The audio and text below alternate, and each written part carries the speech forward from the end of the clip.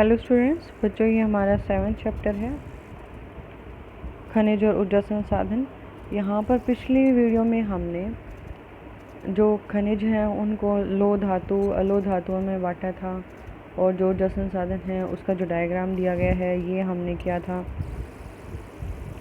यहाँ पर बताया था कि जो खनिज हैं उनको हमने किस में बांट दिया, धात्विक खनिज में, अधात्विक खनिज में। जो धात्विक है उनको लोह अलोह धातु में बांट दिया। उसके बाद जो अधात्विक है उसमें ईंधन आ गया और दूसरा अधात्विक खनिज आ गई। तो ये हमने क्या था, आज हम शुरू करेंगे भारत में खनिजों का वितरण, कि भारत में खनिज कहाँ कहाँ पर और कितनी मात्रा में पाए जाते हैं। वितरण का मतलब होता है कि फैलाव। तो यहाँ पर जो बताया गया है कि भारत में खनिज कहाँ कहाँ पर मिलते हैं, कितनी मात्रा में मिलते हैं, उसके बारे में हम पढ़ेंगे। भारत में अधिकांश धात्विक खनिज प्रायद्वीपीय पठारी क्षेत्र की प्राचीन क्रिस्टलीय शैलों में पाए जाते हैं। प्रायद्वीपीय कहाँ पर था? जो दक्षिण भारत था हमारा, राजस्थान, ये था कि जो राजस्थान वाला एरिया दोनों साइड से इसके सींग जैसे निकले हुए हैं और ये पूरा क्या है, प्रायद्वीपीय पठार है।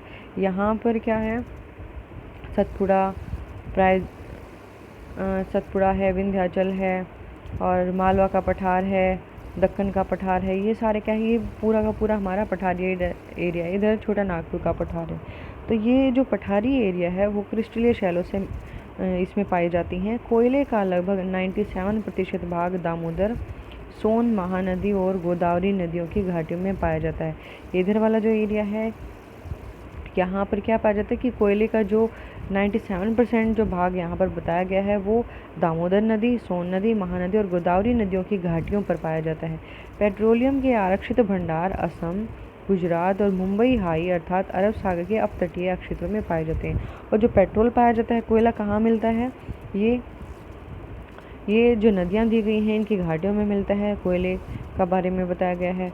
उसके बाद है पेट्रोलियम कहाँ कहाँ जो इसके भंडार हैं वो कहाँ कहाँ है, असम में है, गुजरात में है, मुंबई हाई जो अरब सागर में, मुंबई हाई एक जगह है जहाँ पर पेट्रोल निकाला जाता है। तो ये क्या है, ये वो क्षेत्र हैं। नए आरक्षित क्षेत्र कृष्णा, गोदावरी तथा कावेरी बेसिनों में पाए जाते हैं। ये हमारे प्राचीन हैं। और जो नए आरक्षित क्षेत्र हैं जहाँ पर पेट्रोल के भंडार पाए जाते हैं वो कृष्णा और गोदावरी नदी और कावेरी नदी के जो बेसिन हैं, जो इन नदियों का जो बहने का जो एरिया है वहाँ पर पाए जाते हैं। अधिकांश प्रमुख खनिज मंगलोर से कानपुर को जोड़ने वाली कल्पित रेखा के पूर्व से में पाए जाते हैं। और जो मैक्सिमम जो खनिज पाए जाते हैं वो मंगलोर और बंगलोर दोनों एक जैसे नाम है। तो ये बेंगलोर कहाँ पर है, कर्नाटक में है, तो वहाँ पर ये पाए जाते हैं। से कानपुर तक जो एरिया है, जो काल्पनिक रेखा बताई गई है उसके पूर्व में पाए जाते हैं। भारत की प्रमुख खनिज पट्टियाँ हैं। भारत में खनिज मुख्यतः 3 विस्तृत पट्टियों में पाया जाता है। इसको 3 भागों में बांटा गया है। कुछ कदाचनिक भंडार यत्र तत्र एकाकी खंडों में भी पाए जाते हैं। ये पट्टियाँ हैं, जो पट्टियाँ हैं वो कौन कौन सी हैं? उत्तर पूर्वी पठार, उत्तर और पूर्वी जो 7 सिस्टर्स वाला एरिया है उसका जो पठारी क्षेत्र है वहाँ पर, यहाँ पर उत्तर पूर्वी की बात हो रही है। इसी पट्टी के अंतर्गत छोटा नागपुर, और इसके अंतर्गत कौन सा आता है, छोटा नागपुर का एरिया है। झारखंड में उड़ीसा के पठार हैं, पश्चिम बंगाल है, छत्तीसगढ़ के कुछ भाग आते हैं। क्या आपने कभी सोचा है कि प्रमुख लो एवं इस्पात उद्योग इस क्षेत्र में क्यों अवस्थित है? देखो ये हमारा है, ये तो यहाँ पर जो उत्तर पूर्वी भाग इसने बताया 7 सिस्टर्स वाला एरिया नहीं है। ये कौन सा एरिया है, जहाँ पर झारखंड, छोटा नागपुर का पठार है, उड़ीसा के पठार हैं और पश्चिम बंगाल और छत्तीसगढ़ के एरिया हैं। तो यहाँ पर ये पाए जाते हैं। यहाँ पर विभिन्न प्रकार के खनिज उपलब्ध हैं, जैसे लोह अयस्क, कोयला, मैग्नीज, बॉक्साइट व अभ्रक। यहाँ पर कौन कौन से पाए जाते हैं? लोह अयस्क, कोयला, मैग्नीज, बॉक्साइट और अभ्रक पाए जाते हैं। उसके बाद है दक्षिणी पश्चिमी पठार प्रदेश। दक्षिणी पश्चिमी पठार कौन सा हो गया? दक्षिण ये हो गया हमारा, और दक्षिण का ये पश्चिमी भाग हो गया। तो इधर वाला जो भाग है यह पट्टी कर्नाटक, गोवा तथा संस्पर्शी तमिलनाडु और इसके साथ लगती है ये तमिलनाडु का एरिया है। उच्च भूमि और केरल पर विस्तृत है, इधर केरल हो गया। यह पट्टी लो धातुओं तथा बॉक्साइट में समृद्ध है। यहाँ ये जो पट्टी है यहाँ पर क्या मिलता है, लो धातुएं मिलती हैं और बॉक्साइट मिलता है। इसमें उच्च कोटि का लो अयस्क, यहाँ पर क्या मिलता है, उच्च कोटि का जो हाई क्वालिटी अच्छी क्वालिटी का लो अयस्क है वो पाया जाता है। मैग्नीज तथा चूना पत्थर भी पाया जाता है। निवेली लिग्नाइट को छोड़कर इस अक्षेत्र में कोयला निक्षेपों का अभाव है।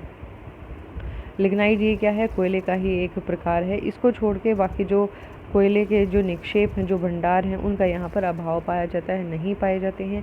इस पट्टी के खनिज निक्षेप उत्तर पूर्वी पट्टी की भांति विविधतापूर्ण नहीं हैं।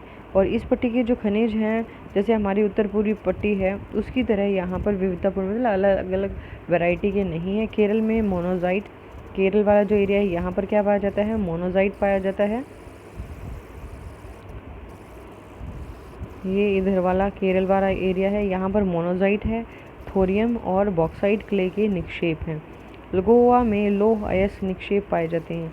गोवा यहाँ पर छोटा सा एरिया है, वहाँ पर क्या पाया जाता है, लोह अयस्क के भंडार पाए जाते हैं, जिनको निक्षेपण का मतलब क्या होता है, जमाव करना, जमा किया जाता है। अब है उत्तर पश्चिमी प्रदेश। यह पट्टी राजस्थान में अरावली और गुजरात के कुछ भाग पर विस्तृत है। जो उत्तर पश्चिमी एरिया की बात की गई है उसमें कौन सा एरिया है, राजस्थान की अरावली पर्वत श्रृंखला है, गुजरात का कुछ भाग है। यहाँ के खनिज धारवाड़ क्रम की शैलों से संबद्ध हैं। यहाँ पर धारवाड़ क्रम की शैलें पाई जाती हैं। तांबा, जिंक आदि प्रमुख खनिज हैं। ये जो शैलों के बारे में बात की, ये आपने 11वीं में पढ़ा होगा। राजस्थान बलुआ पत्थर, ग्रेनाइट, संगमरमर, जिप्सम जैसे भवन निर्माण के पत्थरों में समृद्ध है। राजस्थान में क्या पाया जाता है, बलुआ पत्थर पाया जाता है, ग्रेनाइट पाया जाता है, संगमरमर, जिप्सम, ये क्या होते हैं, भवन निर्माण के पत्थर हैं जिनसे घर बनाया जाता है। और यहाँ मुल्तानी मिट्टी के भी विस्तृत निक्षेप पाए जाते हैं। और मुल्तानी मिट्टी हम लोग नहाने में, सिर धोने में ऐसे इसको यूज़ करते हैं। और कई बार देखा कि जो छोटे छोटे बच्चे होते हैं वो इसको खाते भी हैं। इसमें कैल्शियम की बहुत अधिक मात्रा होती है। तो इसमें क्या होता है, बहुत अधिक निक्षेप पाए जाते हैं, जमाव पाए जाते हैं। डोलोमाइट और चूना पत्थर सीमेंट उद्योग के लिए कच्चा माल उपलब्ध कराते हैं। कौन कराता है, डोलोमाइट और चूना पत्थर।